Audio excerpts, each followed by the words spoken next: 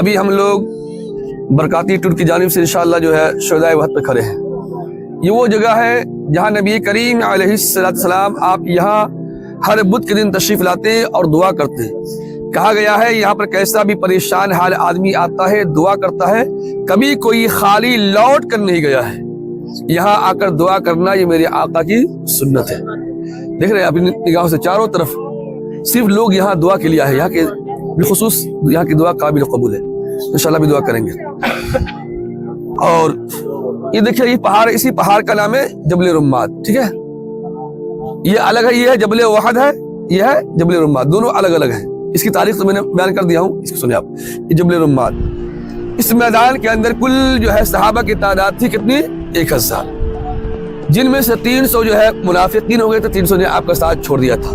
کتنے بجے, 700. مقابلے میں کفار تھے 3000. نبی کریم علیہ السلام آپ نے ان 700 میں سے 50 صحابہ کرام رضوان اللہ تعالی علیہم اجمعین کو آپ نے اسی پہاڑ پر کھڑا کیا جس کا نام ہے جبل رماد. اور آپ نے یہ تاکید کر دی کہ ہم لوگ اس جنگ کو جیتے یا ہارے, مر جائیں یا مارے جائیں, جب تک میں نہیں کہوں گا اس کو چھوڑنا نہیں ہے. اس جنگ کا سارا مین مورچہ یہ ہے اس پہاڑ کے اوپر.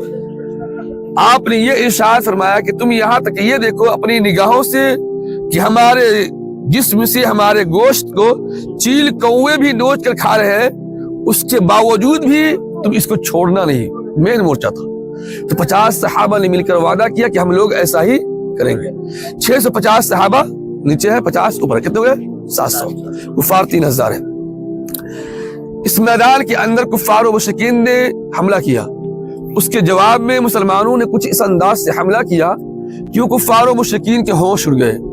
امیر حمزہ رضی اللہ تعالی عنہ جو نبی کریم علیہ السلام کے پیارے چچا ہے, آپ نے تن تنہا آپ کی تلوار سے اکیلا آپ نے 30 سے زیادہ کفار و مشرکین کو وصل جہنم کر دیا.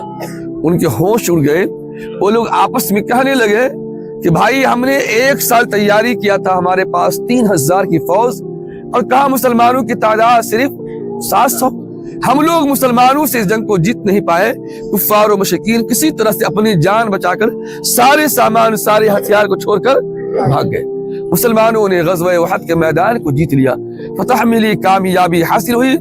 کامیابی حاصل ہونے کے بعد اب یہاں سے دیکھیں آپ 50 صحابہ اوپر کھڑے ہیں.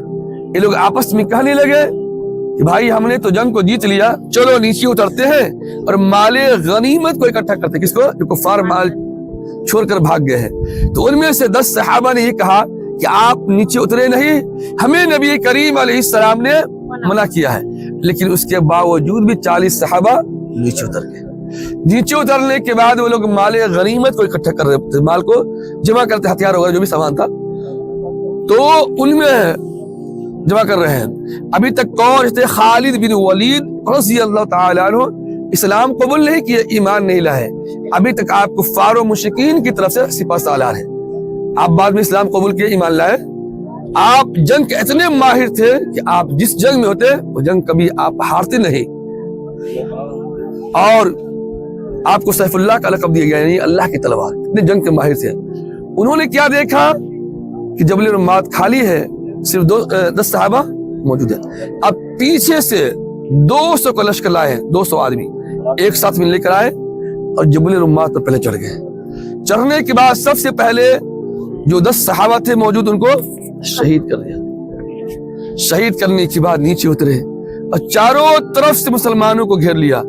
جو کفار بھاگ گئے تھے انہیں آبازی واپس پلٹ کر آئے.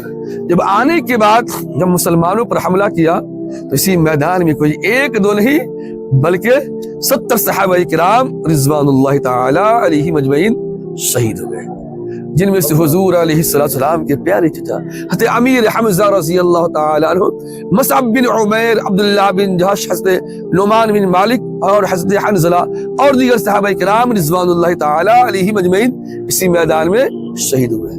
تاریخ بہت لمبی لیکن وہ وقت کم ہے. یاد رکھیں نبی کریم علیہ السلام آپ نے یہ ارشاد فرمایا, سنیں اس حدیث کو, کہ جس نے بھی مدینے کی بھوک اور پیاس اور تکلیف کو برداشت کر لیا اس کے لیے میری طرف سے جنت کی بشارت ہے، اور قیامت کے دن میں اس کی شفاعت کروں گا، جس کی شفاعت میرے آقا کرے۔ شرع مدینہ وہ ہے، مدینے میں کوئی تکلیف ہوگی صبر کریں گے، اس کے ہمارے اجر جو ہے جنت ہے۔ اور ہم نے اس کو اجاگر کر دیا، ہم نے اس پر ناک چڑھا لی، تانا کشی والی بات کی، سارے اعمال ضائع ہو جائیں گے۔ دوسری جگہ حدیث پاک میں ہے کہ جس شخص نے بھی مدینے والوں کی غیبت، چغلی، برائی، عیب نکالا کسی چیز کے اندر، تو اس شخص کو اس طرح سے پگھلا دیا جائے گا جس طرح پانی کے اندر نمک ڈال کر پگھلا دیا جاتا ہے۔ ایک آدمی نے صرف اور صرف مدینے کے لیے یہ کہہ دیا کہ مدینے کی دہی کھٹی ہے، کیا کہا؟ مدینے کی دہی کھٹی ہے، تو نبی کریم علیہ السلام اسے خواب میں تشریف لائے اور آپ نے یہ ارشاد فرمایا کہ تم میرا مدینہ چھوڑ دو۔ تو لہذا ہم مدینے کی کسی چیز کی برائی تو ہی نہیں کر سکتے، ہمیں پسند نہیں وہ الگ سی بات ہے، یہ ہمارا کوئی رشتہ دار نہیں ہے۔ آقا نے بلائے، ہم لوگ آقا کے در پہ حاضر ہیں، ہم لوگ کس کے مہمان ہیں؟ آقا کے مہمان ہیں۔ تو وقت کم انشاءاللہ، تاریخ وہ تنبیہ ہے، تو انشاءاللہ سبھی حضرات میرے ساتھ مل کر سلام پیش کریں گے، دعا کریں گے۔ آئے دیکھ لیں، یہ دیکھیں، یہ قبر شریف ہے، اس کے اندر تین ہے، کتنے ہیں؟ تین۔ جو فرش پتھر دیکھ رہی ہے سنگل والے، یہ حضور علیہ السلام کے پیارے چچا امیر حمزہ رضی اللہ تعالی عنہ کی قبر انور ہے، ٹھیک ہے۔ اور اس کے پیچھے دیکھیں جو اس طرح راؤنڈ ہے، دیکھا محراب کی شکل میں، ایک قبر کے اندر دو صحابہ ہے، حضرت مصعب بن عمیر رضی اللہ تعالی عنہ اور حضرت عبداللہ بن جحش رضی اللہ تعالی عنہ۔ کتنے ہو گئے؟ تین، ایک سنگل ایک میں ڈبل۔ وہ دیکھیں زمین سے ایک ہاتھ اونچی جو لمبی باؤنڈری ہے وہ اجتماعی قبر ہے جس کے اندر 67، ایک ہی میں 67 ہے، اور تین یہ کتنے ہو گئے؟ 70۔ باقی اس کے اندر کوئی دوسرے صحابہ نہیں ہے۔